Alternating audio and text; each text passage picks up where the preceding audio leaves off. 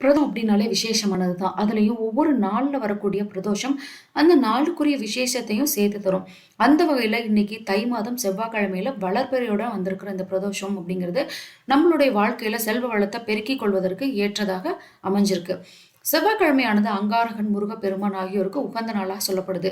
கடன் தொல்லைகள் தீர்க்க வழிபடக்கூடிய நன்னாளாகவும் இந்த செவ்வாய்க்கிழமை இருக்கு. அத்தகைய நாள்ல பிரதோஷம் வந்திருக்கு இல்லையா? இந்த பிரதோஷ தினத்தை நம்ம எப்படி வழிபடணும் அப்படிங்கிறத இந்த வீடியோ பதிவில் தெரிஞ்சுக்க போகிறோம். வாங்க வீடியோக்குள்ள போகலாம். நீங்கள் பார்த்துட்டு இருக்கிறது அறிவும் தெளிவும் சேனல்.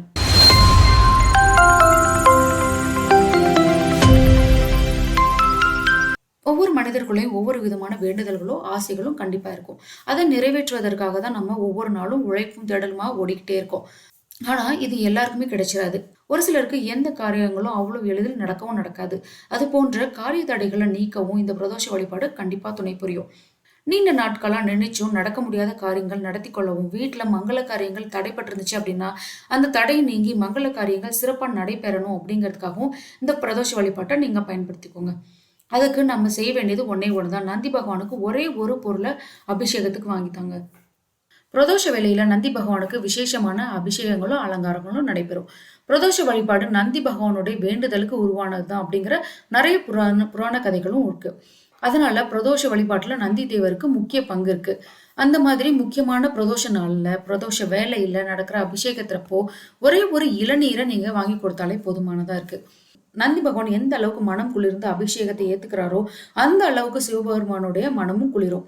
இதன் மூலமா உங்களோட வாழ்க்கையில இதுவரைக்கும் நீங்க அனுபவிச்சுட்டு இருந்த தடைகள் எல்லாம் நீங்கி வெற்றிகள் கண்டிப்பா அமையும். குடும்பத்துல இருந்து வந்த இன்னல்கள் எல்லாம் நீங்கி மகிழ்ச்சி கண்டிப்பா பொங்கும்.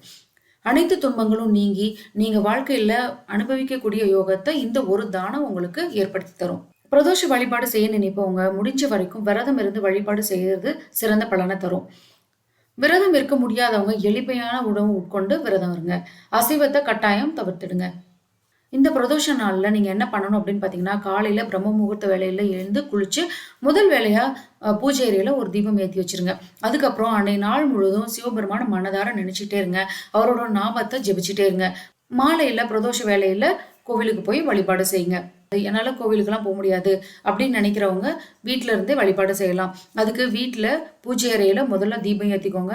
உங்க வீட்டுல சிவலிங்கம், சாலிகிராம கல் இல்லைன்னா சிவபெருமானுக்கு உகந்த பொருட்கள் ஏதாவது நீங்க பூஜைக்காக வச்சிருந்தீங்க அப்படின்னா அதை தேனால அபிஷேகம் செய்யறது சிறந்த பலனை தரும்.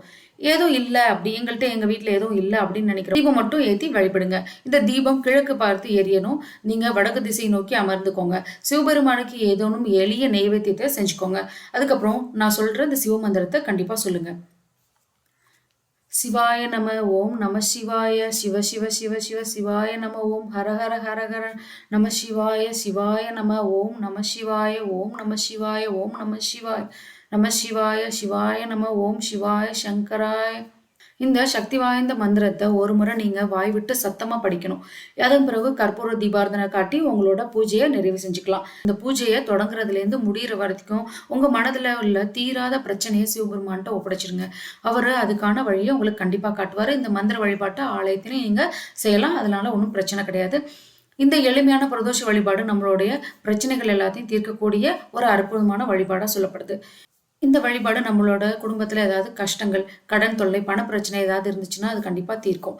நம்பிக்கையோட அந்த வழிபாட்டை செஞ்சு பாருங்க. சிவபெருமானோட பரிபூர்ண அருளை பெற்றிடுங்க. என்னோட எஃபோர்ட்டை மதிச்சு இந்த வீடியோ ஃபுல்லா பார்த்ததுக்கு நன்றி. இந்த வீடியோ பிடிச்சிருந்துச்சு அப்படின்னா லைக் பண்ணுங்க, ஷேர் பண்ணுங்க. இன்னும் வேற ஏதாவது ஒரு டீட்டெயில் உங்களுக்கு தெரிஞ்சுக்கணும் அப்படின்னா எனக்கு கமெண்ட் பண்ணுங்க. எங்களுக்கு சப்போர்ட் பண்ணுங்க.